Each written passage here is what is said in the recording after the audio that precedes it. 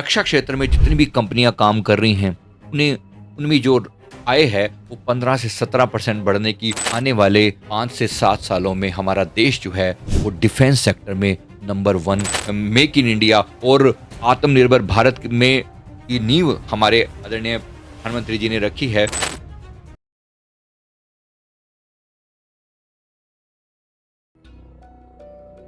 नमस्कार दोस्तों, एंजल्स के जो हमें संकेत मिल रहे हैं उसमें हमें ये समझ में आता है कि आने वाले 5 से 7 सालों में हमारा देश जो है वो डिफेंस सेक्टर में नंबर 1 पोजीशन पर जाएगा। जो स्थिति है आज के समय में, जो स्थिति है उससे बहुत हद तक मैच करती है कि ये केवल एक आर्थिक क्रांति नहीं है, ये आध्यात्मिक पुनर्जागरण भी है। कभी कभी अपने हितों को बचाने के लिए हथियार भी उठाने पड़ते हैं। ताकत होना जरूरी है, बिना इसके ताकत के लोग जानते नहीं हैं, लोग मानते नहीं हैं। आज हमारी ब्रह्मोस मिसाइल को सारी दुनिया जानने लगी है, लोग जानते हैं।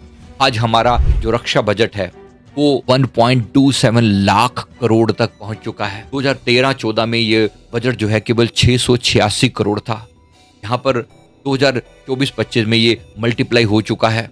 और रक्षा क्षेत्र में जितनी भी कंपनियां काम कर रही हैं उनमें जो आय है वो 15 से 17% बढ़ने की उम्मीद ये तो बाहरी रूप से देखी जा रही है। जो एंजल्स हमें बता रहे हैं कि हमारा जो डिफेंस एक्सपोर्ट है, याद रखना एक्सपोर्ट, पहले वही चीज हम हर चीज में डिपेंडेंट थे, अमेरिका पर, हर चीज में हम रशिया पर डिपेंडेंट थे, हर चीज में हम दूसरे कंट्रीज पर डिपेंडेंट थे। अब ये बदलते हुए भारत का रुख है कि आने वाले समय में हमें विश्व गुरु बनना है, उसी की नींव रखी जा रही है। और विश्व गुरु होगा तो शांति के बल पर, फिर भी ताकत जरूरी है, पावर जरूरी है। अब भी जब तक आपके पास पावर नहीं है, जब तक आपके पास न्यूक्लियर वेपन नहीं है, आने वाले समय में आप सारी दुनिया का मुकाबला नहीं कर पाएंगे।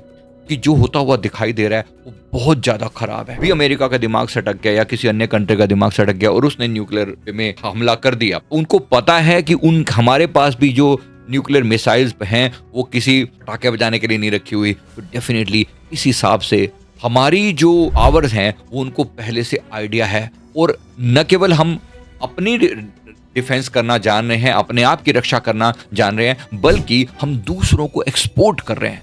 सबसे बड़ी जो चीज हमें दिखाई पड़ रही है, जो हम लोगों ने मेक इन इंडिया और आत्मनिर्भर भारत में की नींव हमारे आदरणीय प्रधानमंत्री जी ने रखी है, उसमें हम आत्मनिर्भर बनते हुए दिखाई दे रहे हैं। प्राइवेट सेक्टर भी इसमें एक्शन में आता हुआ दिखाई दे रहा है।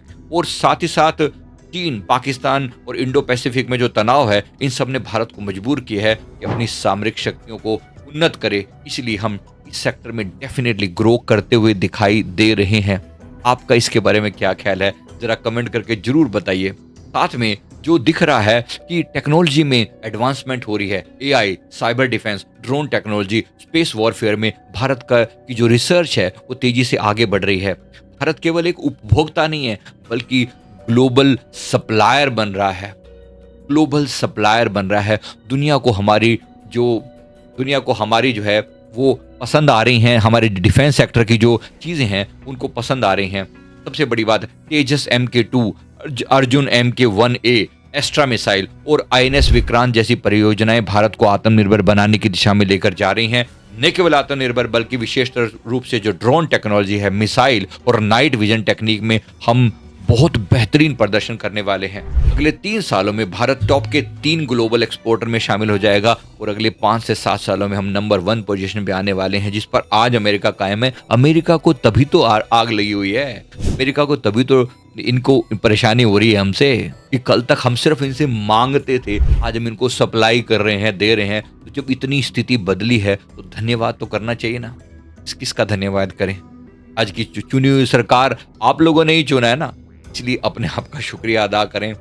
दूसरी बात ये भी समझें कि हमारा जो DRDO है, हमारा जो रक्षा अनुसंधान जो संगठन है, में से स्ट्रेटजिक रेडीनेस फेज में प्रोजेक्ट हैं, जो 50 से ज्यादा प्रोजेक्ट हैं जो बिल्कुल रेडी बैठे हैं, जब तब इनका प्रोडक्शन जो है वो चालू हो सकता है।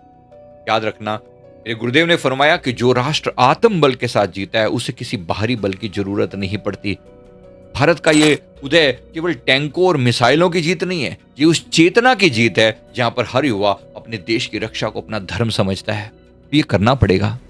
यहाँ पर हम लोगों को डरा नहीं रहे हैं, और फिर भी एक मिसाइल हमारे बगल में रखी हुई है ना, बस ये बहुत से लोगों के जो हुड़दंगी है ना, उनके मन में भय पैदा करती है। जरूरी है, आज के समय में भय जरूरी है। भय के बिना लोग मानते नहीं है। राजे कह गए, भय बिन होए ना प्रीत, भय के बिना लोग प्रीत नहीं करते। इसीलिए जरूरी है, और डिफेंस सेक्टर में जो ये ग्रोथ होगी, ये इसका ओवरऑल फायदा किसे होगा? आपको और मुझे।